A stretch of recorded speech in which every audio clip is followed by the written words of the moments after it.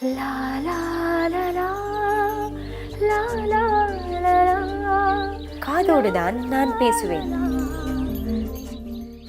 Hi viewers, welcome back to the show. ஒரு காலர்கிட்ட பேசிகிட்டு இருந்தோம். ஹலோ, அவங்களோட கால் கட் ஆகிடுச்சு.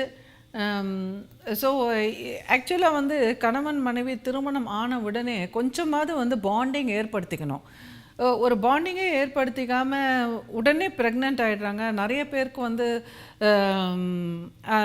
பார்க்காமே இருந்துக்கிட்டு ரொம்ப மனசு கஷ்டமாக இருக்குது. இப்போ அந்த குழந்தையோட நிலைமையை நினச்சி பாருங்கள். ஒரு அப்பா வந்து பார்க்க கூட இல்லை, ஒரு பாண்டிங் கூட இல்லை, நீ வேண்டாம். இதெல்லாம் ரொம்ப தவறான செய்கை. அவங்க மாமனார் மாமியார் கொஞ்சம் புரிஞ்சுக்கணும். 1000 தான் இருந்தால் கூட வந்து திருமணம் பண்ணியாச்சு. ஸோ அவங்க 2 பேருக்கும் கவுன்சிலிங் அனுப்பிச்சு அவங்க 2 பேரையும் சேர்த்து வாழ வச்சு ட்ரை பண்ணணும். ட்ரையே பண்ணாமல் 2 பேரும் ஒரே வீட்டில் வாழவே இல்லை. அதுக்குள்ளேயே வந்து இது வந்து இந்த மாதிரி நீ வேண்டாம் அப்படின்னு பேசுகிறதெல்லாம் வந்து ஒரு விதமான வன்முறை தான். ஸோ நிச்சயமாக இது வந்து ஒரு சிக்கலாக இருக்குது, மன வருத்தமாக இருக்குது. அவங்களோட கால் கட் ஆகிடுச்சு. இல்லாட்டினா வந்து என்ன ப்ரொசீட் பண்ணாங்க அப்படிங்கிறது நம்ம தெரிஞ்சுக்கலாம். ஒரு பெண்ணுக்கு வந்து தலைச்சம் குழந்தை. ஸோ என்னதான் இருந்தால் கூட அந்த குழந்தைக்கு ஒரு மரியாதை கொடுக்கணும். கணவன் மனைவி கூட வந்து ரிலேஷன்ஷிப் நல்லா இல்லைன்னா கூட அது ஒர்க் அவுட் பண்ணுறோம் பண்ணலை அது அடுத்த விஷயம். பிரிந்து இருக்கலாம், சேர்ந்து இருக்கலாம், அது வந்து பேசி தான் முடிவு பண்ணணும். பட் வந்து குழந்தைக்கு ஒரு மரியாதை இருக்கணும். பிறந்த குழந்தை, அது பச்சை குழந்தை, அதுக்கு அம்மாவாக அப்பாவாக கண்டிப்பாக நம்ம அன்பு கொடுக்கணும். அந்த குழந்தைய பார்க்கணும். அந்த குழந்தை வந்து என்னதான் இருந்தாலும் வாரிசு அப்படிங்கிற விதத்தில் வந்து அந்த பாண்டிங் கண்டிப்பாக இருக்கணும். அப்படி இல்லைன்னா ரொம்ப வருத்தமாக இருக்குது. அது எப்படி வந்து ஒரு குழந்தைய அவ்வளோ ஈஸியாக வந்து ஒரு பாட்டி தாத்தா கூட வந்து நிராகரிச்சிடுறாங்க அப்படின்றது ரொம்ப வருத்தமாக இருக்குது. அவங்களோட தொடர்பு கட் ஆகிடுச்சானால் நம்மளுக்கு கிளியராக என்ன ஆச்சுங்கிறத கண்டுபிடிக்க முடியல. ஆனால் முயற்சி பண்ணுங்கள். கொஞ்சம் வந்து பணிந்து போங்க. உங்களுக்கு ரிலேஷன்ஷிப் வேணும் அப்படிங்கிற போது அந்த குழந்தைய மனசில் வச்சுட்டு இந்த மாதிரி நான் சேர்ந்து வாழ்கிறேன், நீங்கள் என்ன சொல்கிறீங்களோ அதைப்படி பண்ணிக்கலாம் அப்படின்னு சொல்லி இது பண்ணுங்கள். அப்படி இல்லைன்னா பெஸ்ட்டு திங், நீங்கள் ஒரு 4 பெரியவங்களோட சேர்ந்து அந்த கை குழந்தைய எடுத்துக்கிட்டு உங்கள் மாமனார் மாமியார் வீட்டுக்கு போயிடுங்க. நான் இங்கே தான் இருப்பேன், இங்கேருந்து என்னால் போக முடியாதுன்னு சொல்லி இருந்துருங்க. என்ன பண்ண முடியும்? உங்களையும் கை குழந்தையும் என்ன பண்ணிட முடியும்? அவங்களால வீட்டை விட்டு துரத்திடுவா முடியும்? ஸோ அதனால் அந்த மாதிரி ஒரு கேட் கிராஷ் பண்ணி பாருங்கள். ஏன்னா உங்கள் வீடு தான் அது. ஸோ இந்த மாதிரி வந்து டக்குன்னு தூக்கி எறியக்கூடாது, தவறு. இன்னொரு காலர் லைனில் இருக்காங்க. Hello madam. வணக்கம் மேடம். வணக்கம்மா. ரொம்ப நாளாக ட்ரை பண்ண மேடம், கிடைக்கல. இப்போ எந்த டைம்ல கொடுத்துருக்காங்க காலு. சரி, இன்ஜெக்ஷன் இருக்குது இல்லைங்க மேடம்? ஹலோ, கொஞ்சம் ஃபேமிலி பிளானிங் இன்ஜெக்ஷன் இப்போ புதுசாக வந்தது இல்லைங்க? சரி, அந்த இது இன்ஜெக்ஷன் போட்டோங்க மேடம். அது டெய்லி அடிக்கடி இது கன்சீவ் ஆயிருமோ அப்படின்ட்டு ஒரு பயமாகவே டென்ஷனாகவே இருந்துட்டு இருக்குதுங்க மேடம், ரொம்பவே. அது நீங்கள் அந்த கைனகாலஜிஸ்ட் அவங்க கன்சல்டேஷனில் தானே பண்ணுறீங்க? கேட்டாங்க மேடம். அவங்க இந்த நாட்டு மருந்து கொஞ்சம் சாப்பிட்றேன், எனக்கு கொஞ்சம் இந்த தூக்கம் இல்லாதது, படபடப்பு, மன அழுத்தம் கொஞ்சம் எல்லாமே நிறையாவே இருந்ததுங்க மேடம். அது உங்களுக்கு ஒரு 6-7 வருஷமா ப்ராப்ளம் இருந்துட்டே இருக்கு. அதனால நாட்டு மருந்து சாப்பிட்டுட்டு இருக்கோம். இல்லை, இப்போ உங்களுக்கு குழந்தை வேண்டாங்கிறதுக்கு நீங்கள் முடிவில் இருக்கீங்களா? ஆமாங்க மேடம். எத்தனை குழந்தை இருக்கு போதும் உங்களுக்கு? ஏற்கனவே விட்டோம். எத்தனை குழந்தை உங்களுக்கு ஏற்கனவே எத்தனை குழந்தை இருக்கு? 2 பொண்ணு இருக்காங்க மேடம். சரி, அப்போ ஃபேமிலி பிளானிங் ஆப்ரேஷனே பண்ணிடலாமே நீங்கள்.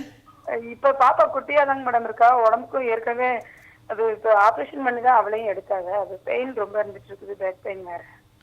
இல்லையே, சாதாரணமாக வந்து 2 குழந்தை பிறந்த உடனே சிசேரியனாலும் சரி எதுனாலும் சரி அவங்களே ஃபேமிலி பிளானிங் பண்ணிடுவாங்களே. உங்களுக்கு சம்மதம்? மேடம் எங்ககிட்ட கேட்கல. அதையும் மீறி கடைசி டைம்ல கேட்டாங்க. நாங்கள் பையன் நினச்சிட்டு இருந்தோம். டக்குன்னு பொண்ணுன்னொன்னே எங்கள் வீட்டுக்கார் கொஞ்சம் குழப்பி விட்டுட்டாங்க, பண்ண சொல்லிட்டாங்க. திருப்பி வேண்டான்னதுல அடுத்த தையல் போட்டாங்க. நினைச்சோம், கடைசியில சிசரிங் பண்ணி விட்டு ரொம்ப கஷ்டப்படுத்திட்டாங்க.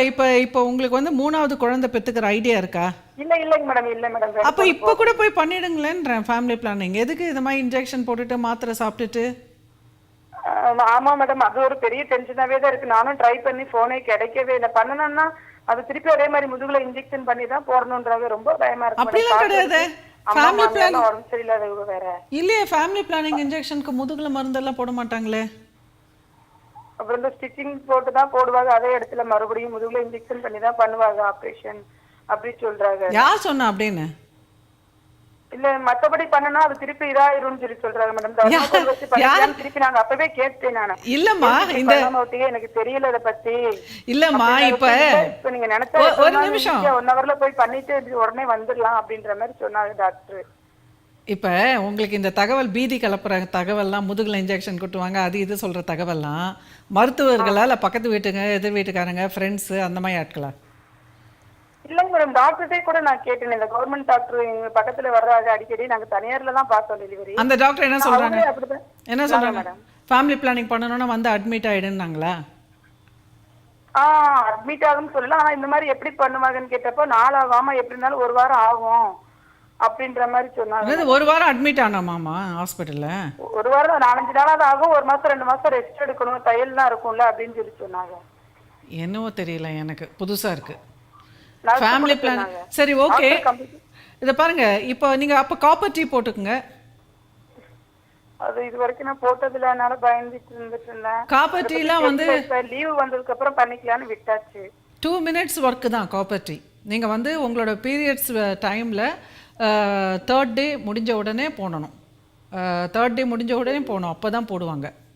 அவங்களுக்கு அந்த மென்சுரேஷன் இருக்கும்பொழுது தான். இன்ஜெக்ஷன் பத்தி தெரியாது உங்களுக்கு. நீங்க ஏன்னா ஒரு டைம் பேசிருக்கீங்க, அதுல பேசினப்போ இல்ல நான் இந்த இன்ஜெக்ஷன்ஸ் மருந்து பத்தி நான் பேசினது இல்ல. சிம்பிளா வந்துருச்சுன்னா அது சரியா தெரியல நம்மளுக்கு. நான் அலைஞ்சு அதை போய் பார்க்கவும் இல்ல, பாப்பா குட்டியா இருக்கவும். நான் வந்து மருத்துவர் கிடையாது. நான் இந்த இன்ஜெக்ஷன் மருந்தை பத்தி நான் பேசினது இல்லை. ஃபேமிலி பிளானிங் வந்து ரொம்ப சிம்பிளான ஒரு மெத்தடு. அது வந்து ஈஸியாக டெலிவரி முடிஞ்ச உடனே பண்ணிடுவாங்க. தனியாக மற்ற டைமில் போய் பண்ணணுன்னா கூட லேப்ராஸ்கோப்பிலாம் வந்து அட்மிஷன்லாம் எனக்கு தெரிஞ்சு தேவை கிடையாது. ஓகே, போய் ஜஸ்ட் லைக் தட் பண்ணிட்டு வந்துடலாம் சொன்னாங்க டாக்டர். அந்த லேப்ராஸ்கோபி ஆபரேஷன் தான் அது பண்ணக்கூடாது, உடம்பு கெட்டு போயிடும், திருப்பி கன்சீவ் ஆகிறதுக்கு வாய்ப்பு இருக்கு அதெல்லாம் பண்ணுனா அப்படின்னு சொல்றாங்க மேடம்.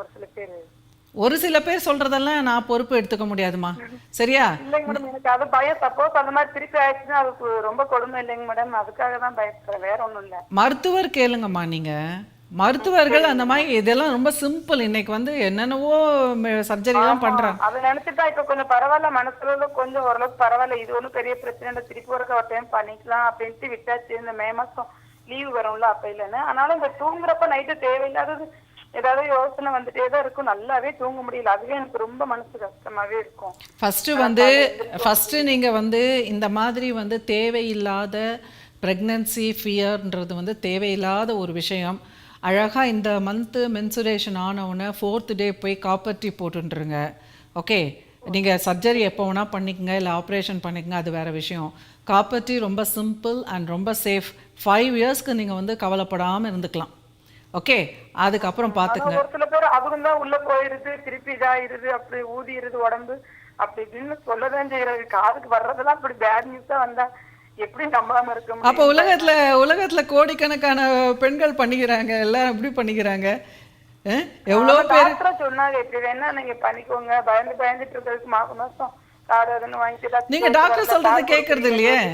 என்னைக்காச்சும் ஒரு நாள் இருந்தா கூட டென்ஷன் எடுத்துக்கிறீங்கன்னா போட்டுக்கோங்கன்னு சொன்னாங்க. உங்க பிரச்சனை என்ன அடுத்தது? ஸோ பிரெக்னன்சி ஆயிடுவோன்ற பிரச்சனையில மன உளைச்சல்ல உங்களுக்கு தூக்கம் வர மாட்டேங்குது. அந்த இது மட்டும் இல்லைங்க மேடம், அது போக சின்ன வயசுல இருந்தே அது இதுன்னு ஏதாச்சும் ஒண்ணுன்னா பயந்துக்கிட்டு இந்த ஹார்ட்ல மனசுல படபடப்பு இருக்கிறது எல்லா ப்ராப்ளமே இருந்துட்டே தான் இருக்கு மேடம். ஆனா பாப்பாக்கு பால் குடுக்கறதுனால இப்பெல்லாம் மெடிசன் எதுவும் எடுத்துக்க முடியல, அதனால அப்படியே போயிட்டு இருக்குது. ஆனா இது ரொம்ப டென்ஷனாவே இருந்தது கேட்கணும்னு, அதுக்காக தான் இப்ப உங்ககிட்ட மெனக்கிட்டு இதை கேட்டேன். சரி, ஓகேம்மா, நன்றி. ஓகே, சரி. முக்கால்வாசி வந்து இந்த மாதிரி ஒரு அறக்குறையாக வந்து யாரோ சொன்னாங்க, இவங்க சொன்னாங்க, அவங்க சொன்னாங்கன்றதெல்லாம் வந்து ஒரு சாக்கு சொல்லிட்டு நாமளே தள்ளி போடுறது விஷயம். சில இடத்துல முடிவெடுக்க முடியல அப்படிங்கிற போது நமக்கே வந்து ஒரு தெளிவு இல்லாமல் செய்யணுமா வேண்டாமா, எஸ் ஆர் நோ, அவ்வளோதான். எஸ் பட் நோ அபட் அப்படின்லாம் கிடையாது. எஸ்னா எஸ், நோனா நோ, அவ்வளோதான், முடிஞ்சு போச்சு. அது மாதிரி தெளிவில்லாத இருக்கிறவங்க தான் வந்து சும்மா அங்கே இங்கே ஏதோ ஒன்றத்தை கேட்டுட்டு இவங்க சொல்கிறாங்க அவங்க சொல்கிறாங்கன்ட்டு குழப்புவாங்க. ஓகே, ஸோ அந்தந்த துறையில் இருக்கிறவங்கள பற்றி கேட்கணும். இப்போது நம்மளுக்கு ஆப்ரேஷன் அந்த இதெல்லாம் வந்து மருத்துவர்களை போய் கேட்கணும். மற்றவங்க யார் சொன்னாலும் கேட்கக்கூடாது. மற்றவங்களாம் வந்து எக்ஸ்பர்ட்ஸ் கிடையாது. ஸோ அவங்களோட அனுபவத்துலேருந்து சொல்கிறதெல்லாம் உண்மையாக இருக்கணும்னு கிடையாது.